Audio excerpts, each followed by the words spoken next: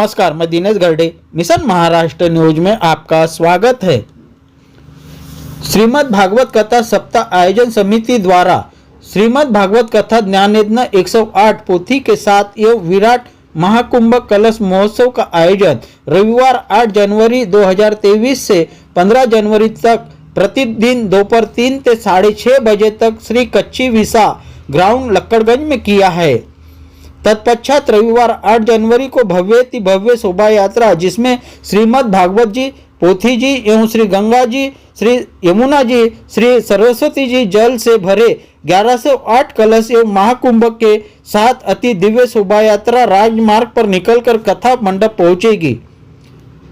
श्रीमद् भागवत जी तथा सभी दिव्य कलशों को कथा मंडप में पधार कर भव्य स्वागत सह धर्म सभा पर फूलों की वृष्टि कर पूजन किया जाएगा। कथा मंडप में अति दिव्य श्री गंगोत्री यमुनोत्री की झांकी के बीच कलशों को पूजन के लिए स्थापित किया जाएगा।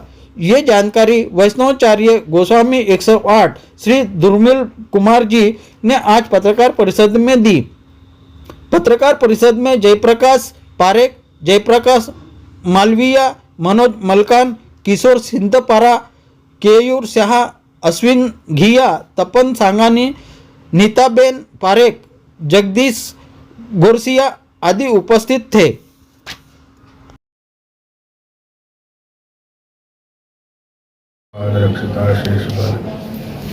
ये पूरा आयोजन सनातन वैदिक धर्म जो कि प्राचीन जो सबसे पहले वैष्णवाचार्य थे वो रामानुजाचार्य थे, उसके बाद मध्वाचार्य, निम्बार्काचार्य और अंतिम वैष्णवाचार्य जो थे वो जगत गुरु श्रीमद् वल्लभाचार्य थे। इनकी परंपरा में हम लोग हैं। श्री वल्लभाचार्य जी की 18वीं वंश परंपरा में हमारे यहाँ वंश परंपरा के गृहस्थ आचार्य का धर्म होता है। तो ये विचार बहुत ही उपादेय इसलिए है कलश का कि इस हेतु से सनातन वैदिक धर्म की जो हमारी प्राचीन परंपरा है, ये परंपरा में आज से 500 साल पहले, 1000 साल पहले, 5000 साल पहले ऐसा एक अपने यहाँ प्रथा थी कि जहाँ भी गंगा जी के कलश हों, यमुना जी के जल से भरे हुए कलश हों, सरस्वती जी के जल के कलश हों, क्योंकि गंगा वो ज्ञान का अवतरण करती है, यमुना जी भक्ति को प्रदान करती है और सरस्वती जी कर्म की साधना करवाती है। तो कर्म, ज्ञान और भक्ति त्रिवेणी का संगम जिन जलों में होता है, उन जल के कलशों को किसी भी शहर में प्राचीन काल से जब पधराया जाता था तो बड़ी शोभा यात्रा निकलती थी। और आप सब जानते हैं कि हमारी ये नदियाँ मात्र H2O + O2O तो नहीं है, ये सिर्फ पानी नहीं है।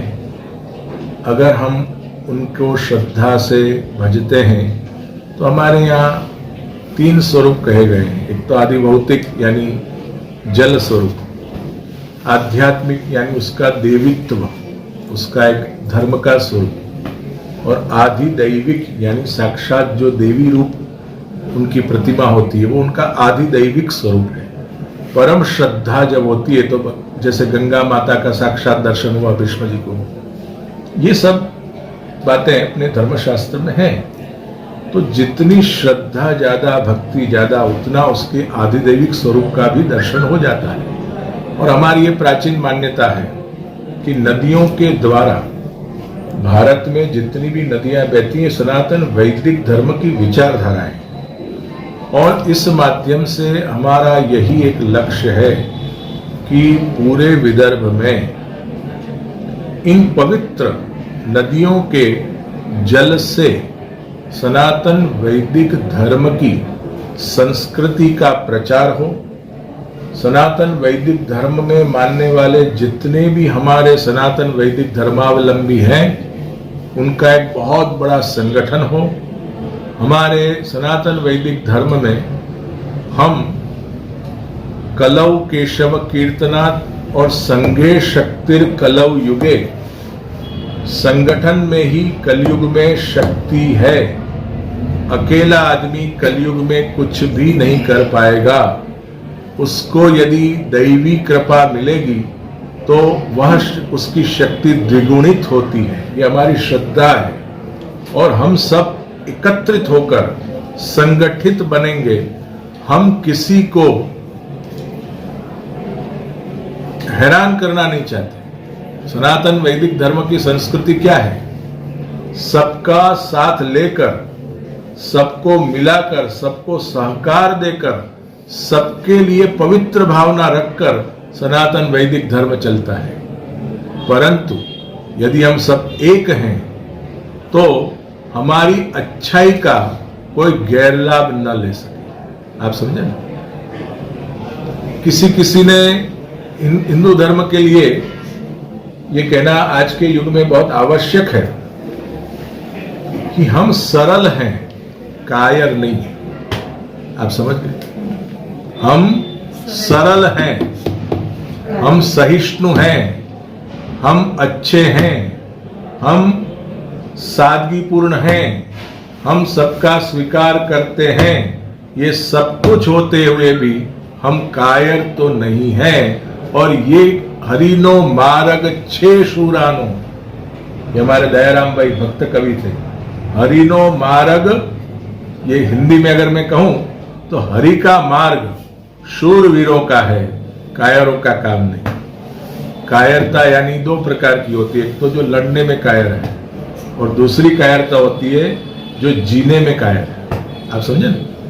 जो जीना नहीं जानता, हार जाता है, आत्मघात करता है, अपघात करता है, अपने जीवन को नष्ट कर देता है, वो भी कायर है। उसको जीने की तमन्ना होनी चाहिए, भगवान की शरणागति में उसको विश्वास होना चाहिए, हमारी भारतीय संस्कृति की नदियों में विश्वास होना चाहिए, देवताओं में विश्वास होना चाहिए कि मेरे भगवान मेरे साथ हैं तो मुझे काहे का डर। तो ये सब बातों का प्रचार और ये कलश एक बहुत पॉजिटिव एनर्जी है। हमारे यहाँ कोई भी गंगा जी का जल हो, यमुना जी का जल हो, हम बहुत श्रद्धा से देखते हैं। उन जलों को यदि हम घर में पधराते हैं तो हमारे कई प्रकार के घर के जो अशुद्ध दोष होते हैं उनकी निवृत्ति हो जाती है। मैं दावा करता हूं कई प्रकार के वास्तु दोष भी इन कलशों को घर में पधराने से पॉजिटिव एनर्जी के कारण वास्तु दोष भी दूर हो जाते हैं। और साथ साथ मैं आह्वान करता हूं कि ये कार्यक्रम मात्र वैष्णव संप्रदाय का नहीं है। मैंने आपको पहले ही बताया, हम सब एक हैं। जितने भी सनातन वेद को मानते हैं, सनातन वैदिक धर्मावलंबी हैं, उन सबको आह्वान है इस कार्यक्रम में। सबका मिला जुला भाव संगठित होकर हमें हमारी शक्ति का प्रदर्शन नहीं करना है, हमें हमारी शक्ति का आत्मदर्शन करना है। ये मेरा सूत्र है, प्रदर्शन नहीं, आत्मदर्शन। हम कौन हैं, हमें हमारे लिए गौरव होना चाहिए।